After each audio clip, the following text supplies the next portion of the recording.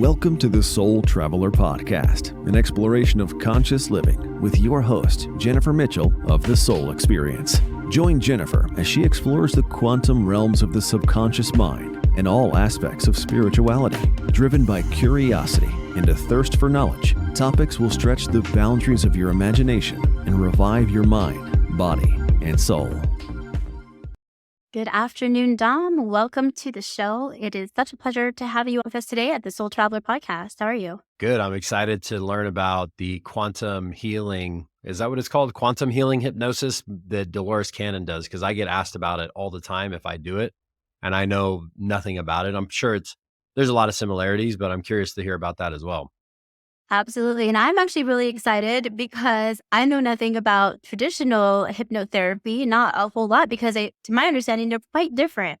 So I'm also really excited to dive right in and chat about your style of hypnosis and just learn all about it. Why don't you start off by letting listeners know, a little bit about yourself and about your journey, and how did you get into this type of work? Yeah. So like many people, I used to be in a career that I hated. I shouldn't say that. In the beginning, I used to sell life insurance.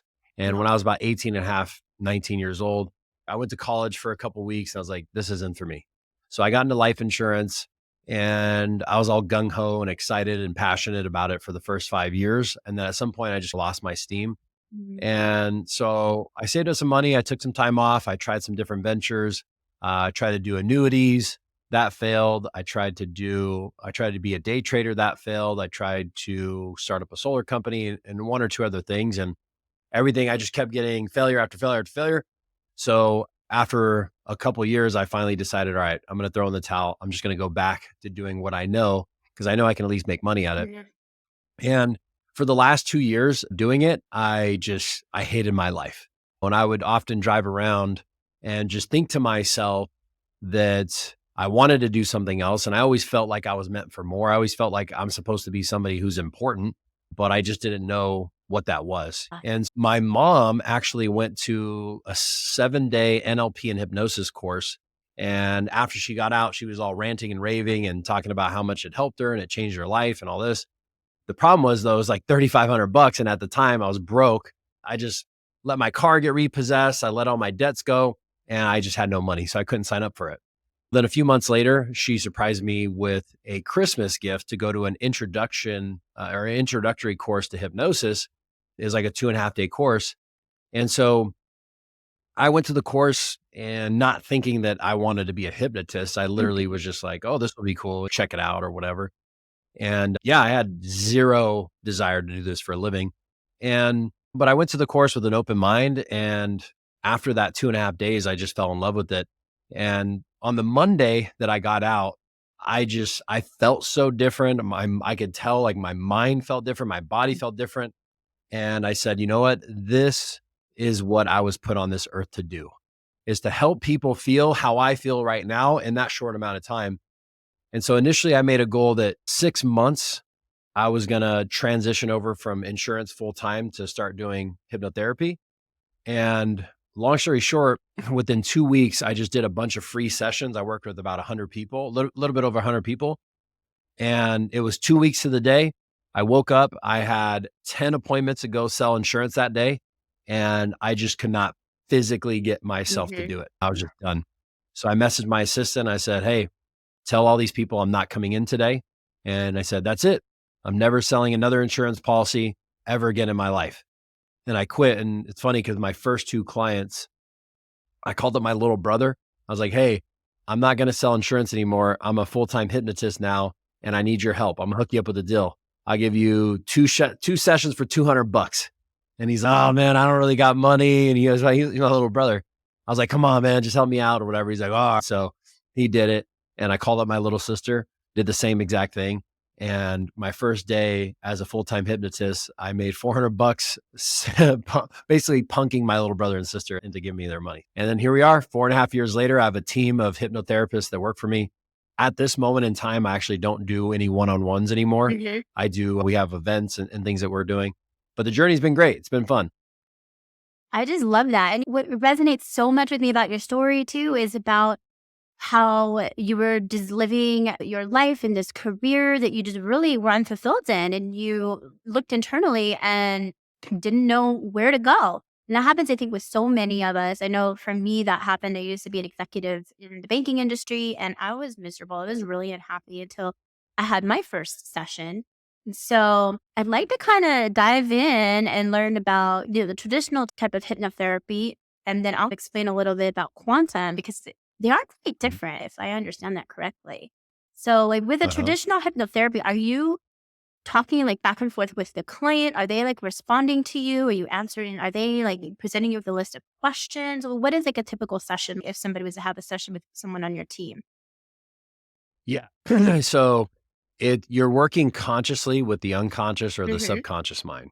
So that means that they'll consciously ask questions to themselves. Like we ask the question as the hypnotherapist, and then they can ask it in their mind or they can just respond and they give us the answers that are within their subconscious mind. Yeah. And typically we're doing things around like business, entrepreneurship, sales. It's all about success. So somebody comes to us and they're like, man, I'm stuck in my business. Maybe they're at a certain income level, or maybe they are like a one man solopreneur and they want to build a team, but they have all Hmm. these filters and limiting beliefs and fears in their mind. So we'll come in, figure out what they are, bring it to the surface, and then go back, figure out where it started from, whether it's childhood, before birth, during birth, all that. And then we'll release it. The protocol is basically this: people come to us, they got a bunch of shit in their head. Yeah. So the first thing we need to do is we need to release all that stuff first. And that's working consciously with the subconscious mind. They're aware of what's going on. And then towards the end of our sessions is when we'll do a deeper hypnosis where they're not talking. And we just basically take them through a journey on getting them to imagine and visualize what they want to create and then begin to embody and become that person now rather than waiting to get there. Because when they become that person now, the time that it takes to get there actually starts to collapse and then they end up fulfilling their goals and dreams at a much faster pace. So that's how our process works. Yeah, and it's interesting that you mention time because what I find with the quantum hypnosis is we're working with the part of the mind that doesn't understand time. So there is no time with the quantum hypnosis. And so I'll just explain the journey of a QHHT session. So initially, the most important part for us is that we talk with the client, we establish that trust.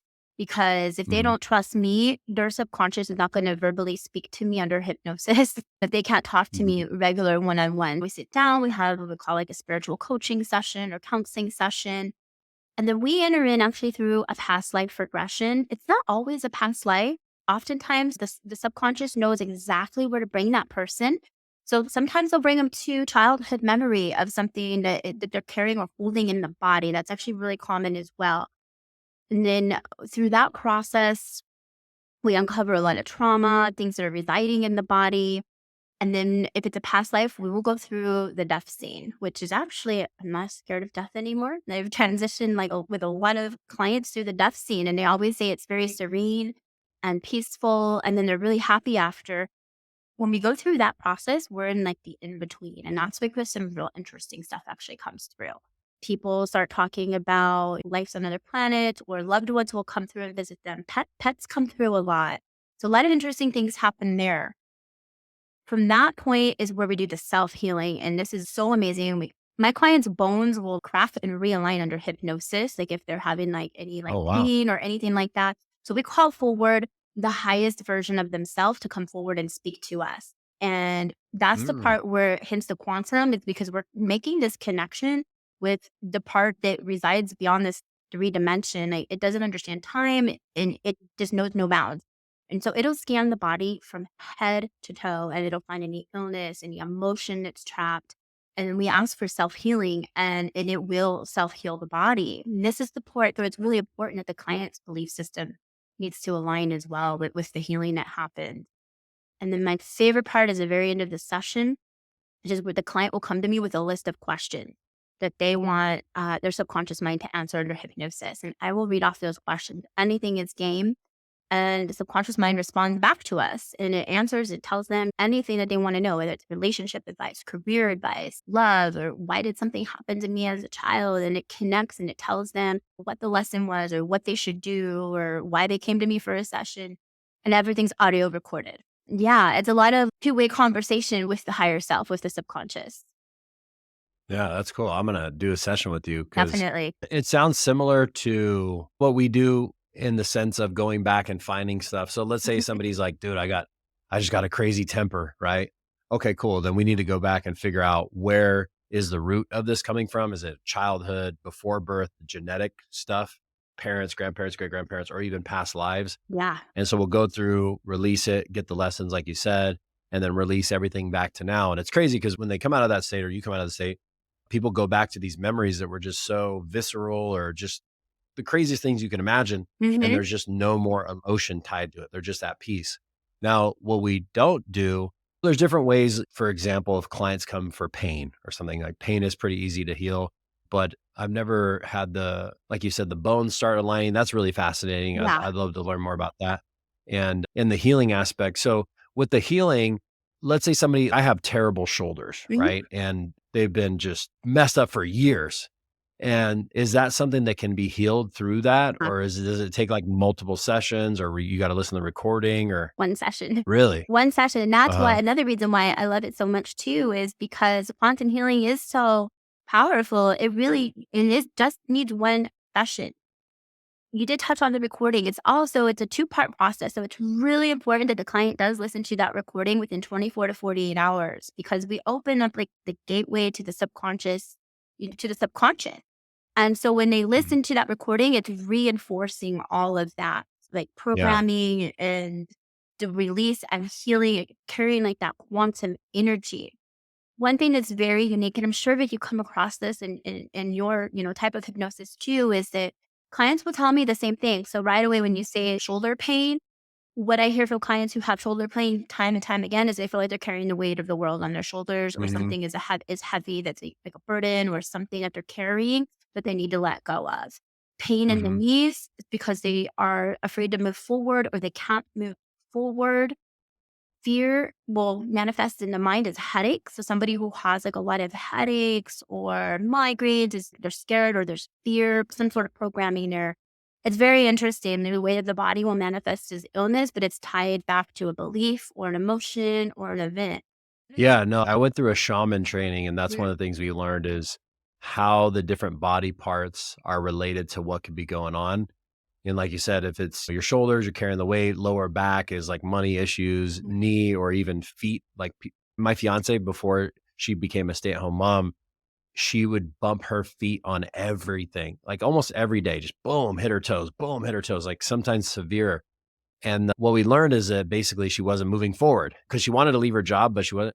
So Mhm. this was like in January, once she just became a stay at home mom, I don't know if she's stubbed her toe one time in the last 9 months. And I'm telling you, it was almost every day and sometimes really bad. Yeah. For anybody listening to this, if you doubt this, this is just what it is. This is the truth of Mhm. how things actually work.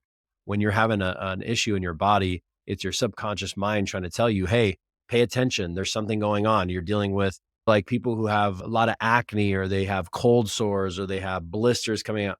That's all usually related to anger and frustration, right? They're just like, "Mm." So then their face starts to break out with all this stuff. So yeah, no, I'm just curious to see how that's why I want to do session because my shoulders are really messed up. Like I had surgery when I was 18. I've dislocated my left shoulder maybe 5 times, six, I don't know how many.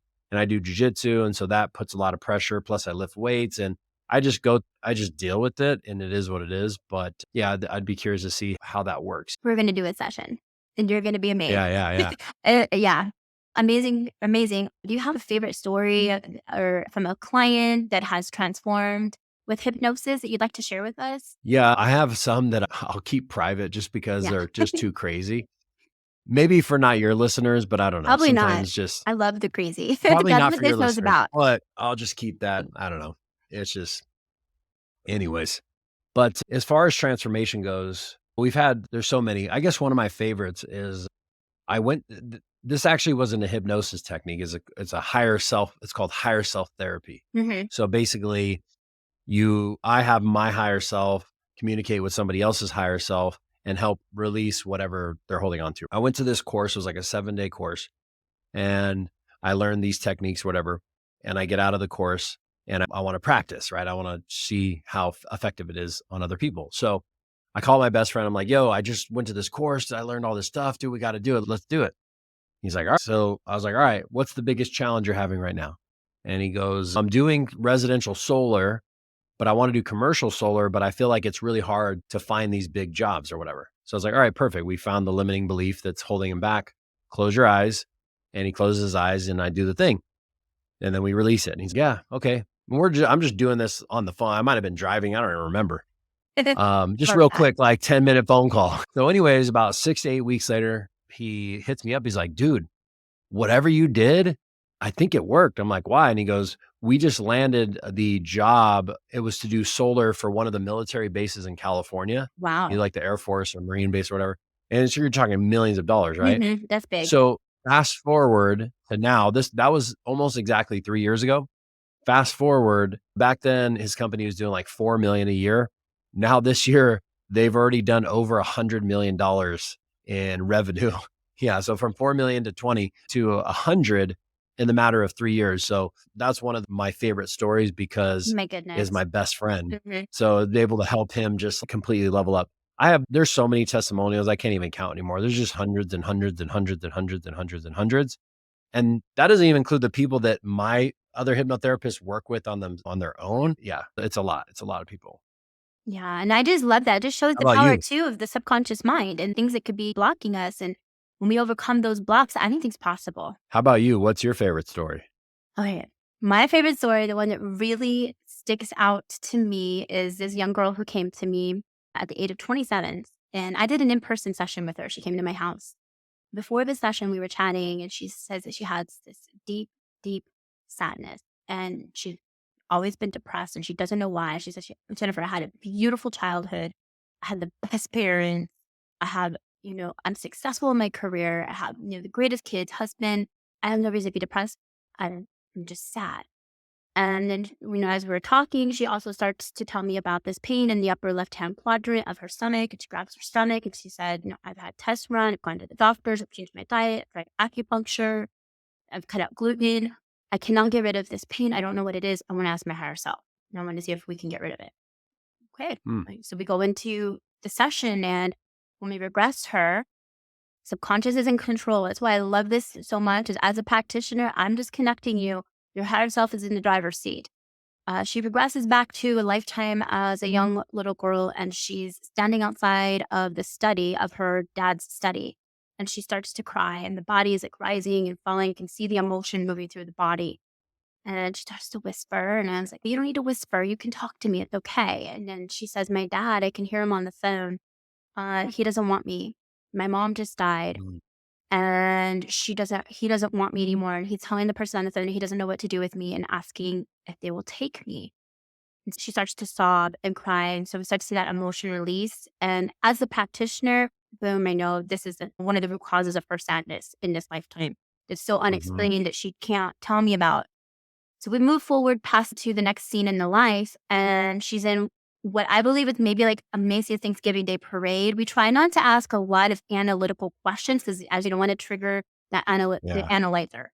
So through fact finding, there's a parade, big float. Seems like it was the late 1950s, maybe early 1960s. Tons of people. This time she's panicked and scared, and she says, "My dad brought me here to leave me." So her dad had brought her to this massive crowd, this parade, and then left her. And starts to cry, and she's panicked. Then we go to the last day of the life, which is always, again, that's where usually a lot of trauma is, and we release.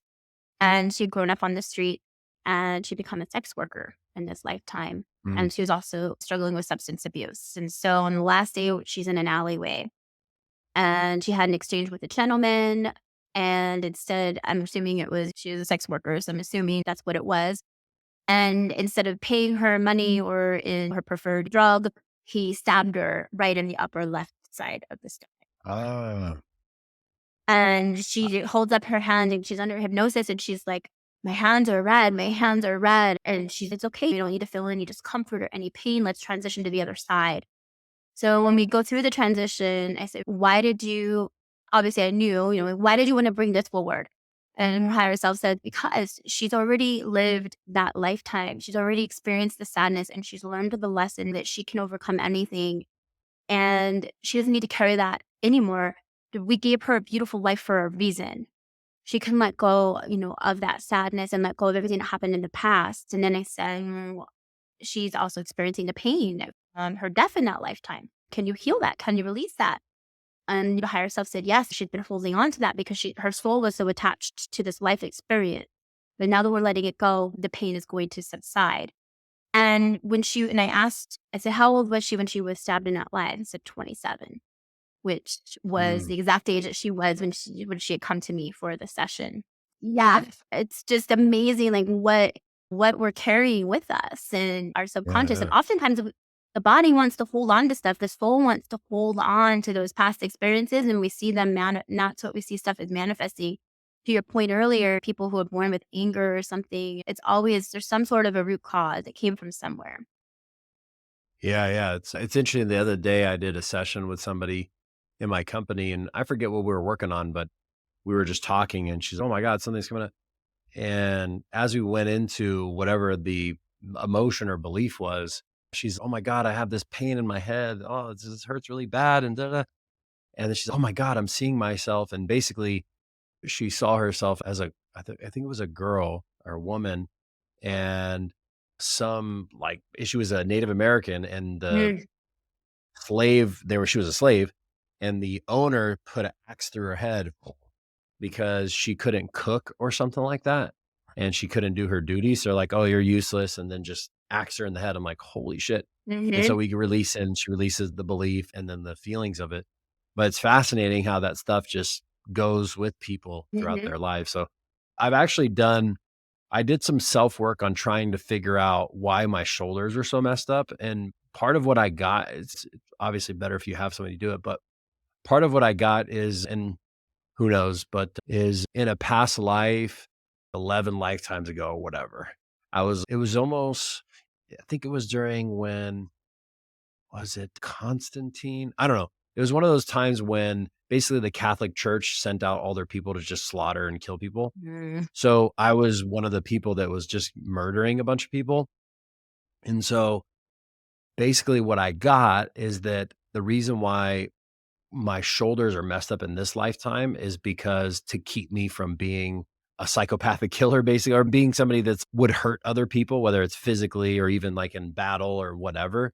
So it messed me up so that I didn't end up that way. But I don't know. It didn't heal my shoulders, but it was just an interesting story Yeah. to go back and find out. Could be true, could not. I don't know. You could still be carrying that on a soul level. Maybe the soul is really attached to that lifetime and you're still carrying some of that burden or something. I'd be really interested to find that out.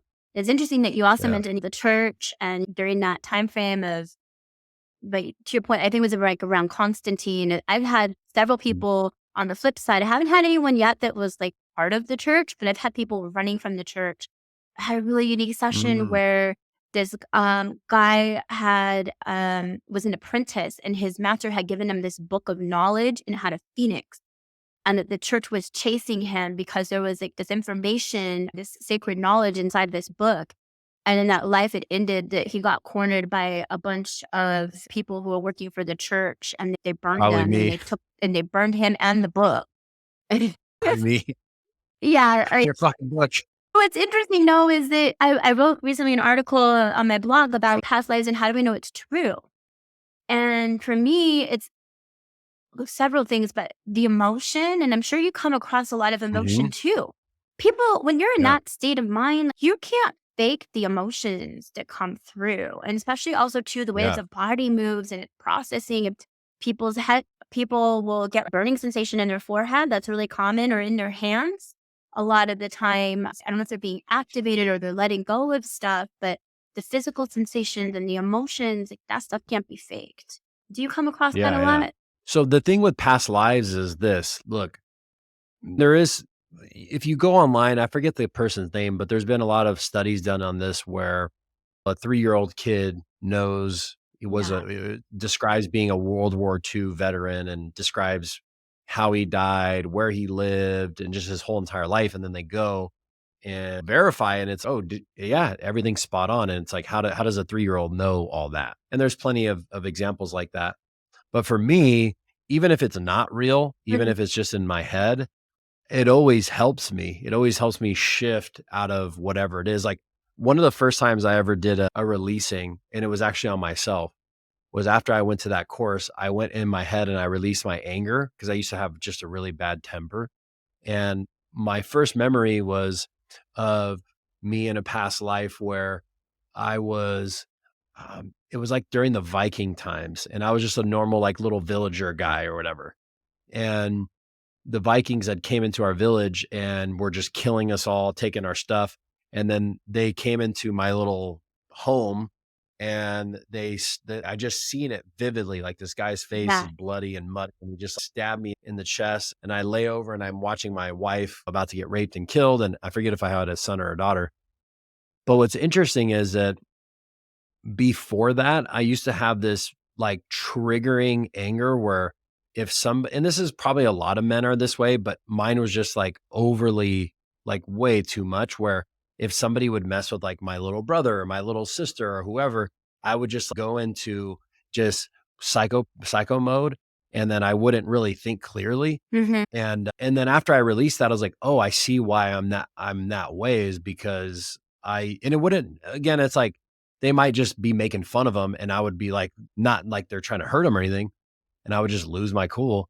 And then it went back to that time of just watching my family get killed and feeling like I couldn't do anything about it. So I was just always having this overreaction.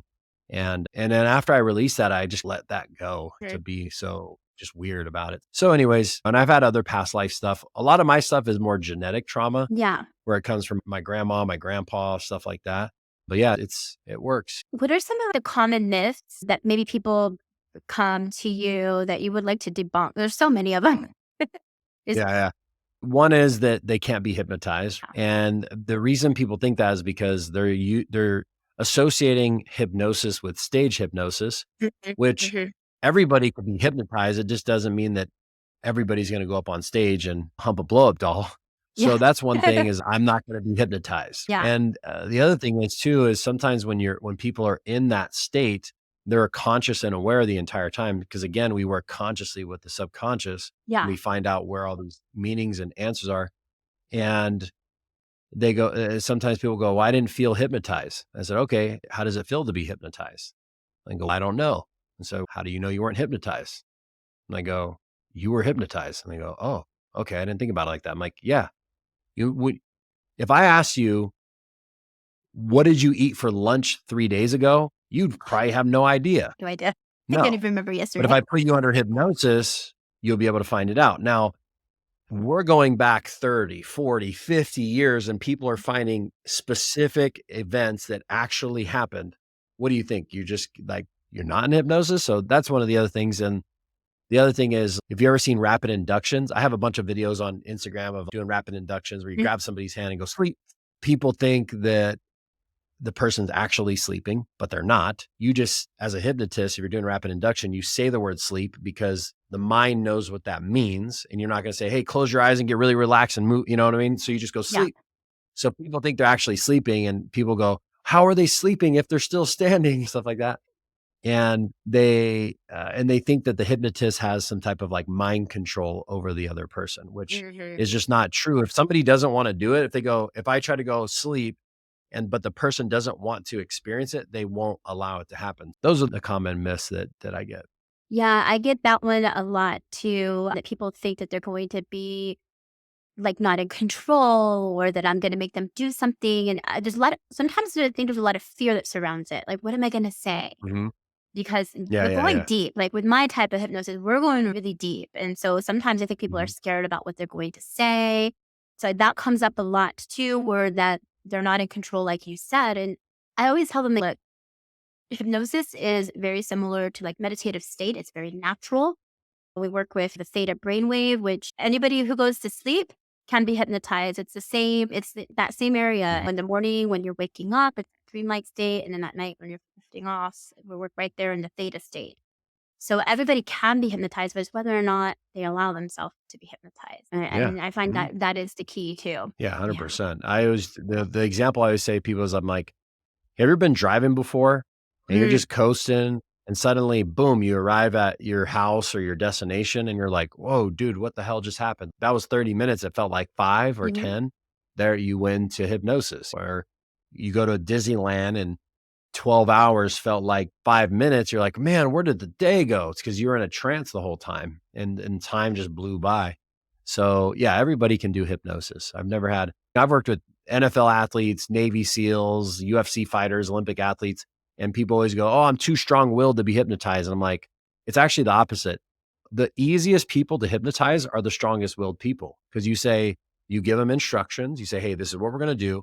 They want the outcome. They don't Mhm. want to disprove what you're doing. They want to get better. They want to improve. So, yes, please hypnotize me. I'll do anything to feel this way because I need to win a gold medal. So, those are the easiest people to work with.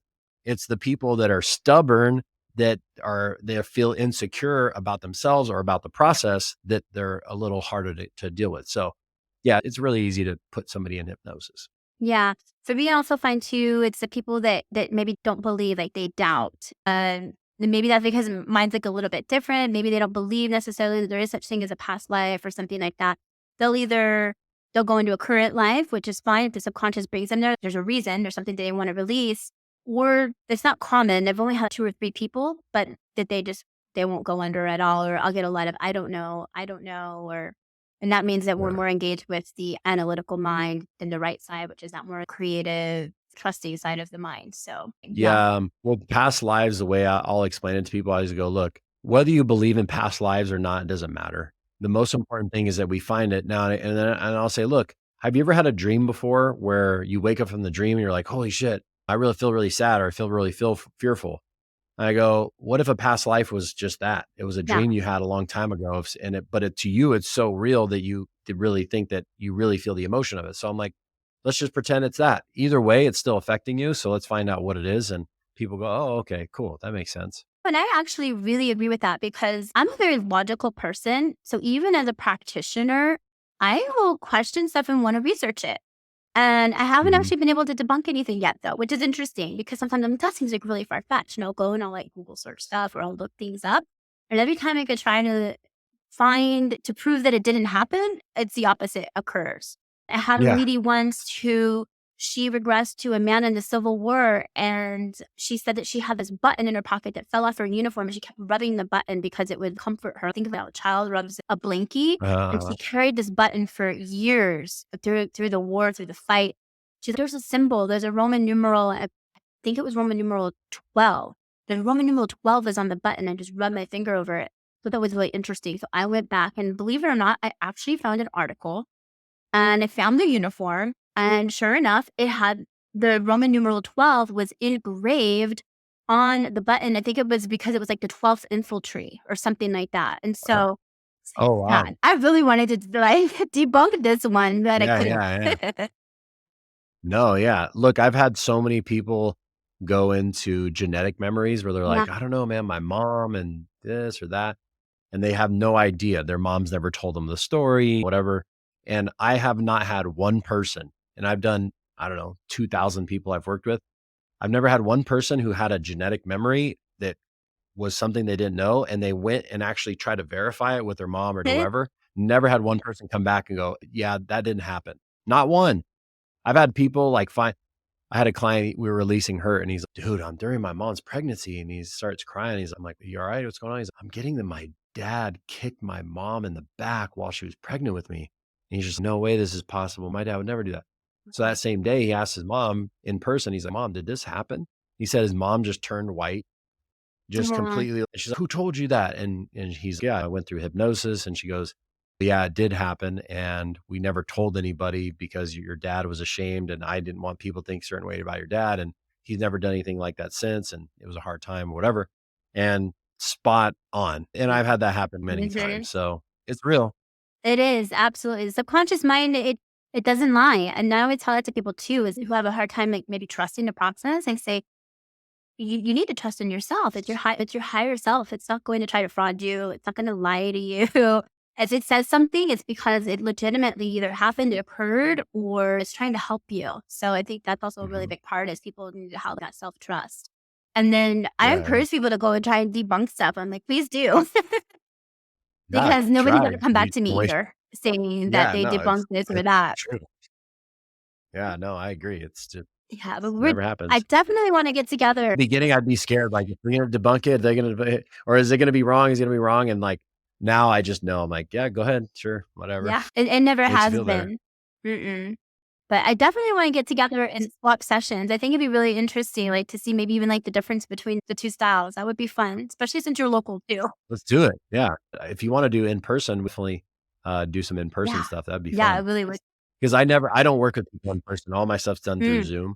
So, and I know and when's the last time somebody I'll have people in my company, they'll, like, work with me, work on me, if I got something I need to clear. Most of the time, I could just clear it, but sometimes it's easier just to have somebody there and observe and, like, take notes and everything, and they'll help me, but it hasn't been in person, so, yeah, Let's do let's do it. it. Let's figure out some Yeah, times. I'm excited. Where can listeners go though to find you online? Do you do online Zoom? Do you do something every week? Did I see that on your Instagram? You do like a weekly thing? Yeah, actually started doing it as of right now, Mhm. Saturday morning at 9 a.m. Pacific Standard Time. So it's 10 Mountain, 11 Central, 12 Eastern. I do a free session where we go through breaking through any fears and limiting beliefs, any procrastination, whether it's in your business, in your relationships, in your health, right? So if somebody's like, oh, I really need to go to the gym or I really need to eat healthy, but I never do it. There's limitations in your mind. There we go. And so we go through a process to help clear that. Same thing in business, right? If people are like, oh, I really want to do this thing, but I'm just afraid or whatever, we help them with that. In relationships, it could be if you're in a bad relationship, you need to get out of it, but you're procrastinating on that, or you're staying Mhm. single and alone because you're afraid to get hurt. So anything like that, basically any aspect of life, we help you break through whatever those barriers are. And I'm thinking about maybe doing it on Tuesday nights, but, yeah, it was last week we had at 437, I wanna say probably because some people jump on and they gotta go and whatever. I think we probably had like 480 people total, maybe 406, I don't know, a lot of people. So only gonna Yeah. keep growing and growing and growing. So, yeah, if anybody wants to do that, go to my Instagram, dom.the.hypnotist. There's a link in my bio. You can go find me on YouTube, Dom. And if you want to book a session with one of our hypnotherapists, you can send me a DM. You can send us an email and be happy to help you out with that. Awesome. You gotta love the power of the technology these days. We can reach so many people virtually and help so many people virtually. Mhm. I just love that. Yeah, no, it's tremendous. It was great. I was like, wow, that was the better turnout than I thought.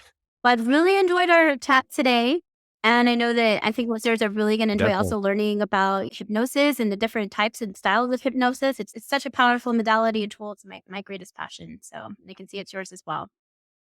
Yeah, All right. totally. Thanks for coming on the show today, Don. Awesome, Jennifer. Well, thank you for having me. It's been great. Can't wait for our Me too. sessions. Lovely. This podcast is brought to you by The Soul Experience, Quantum Healing Hypnosis. Are you ready to embark on an inward journey of quantum healing? Quantum healing hypnosis is the most profound method of inner work and self-healing someone can do while on a spiritual path. In a single session, you experience past life regression, exploration between lifetimes, self-healing performed by your subconscious, release of trapped trauma, and answers to your most important life questions. Your higher self has a message for you and is here to help you and guide you on this life journey. Book a session today with Jennifer Mitchell at thesoulexperiences.com.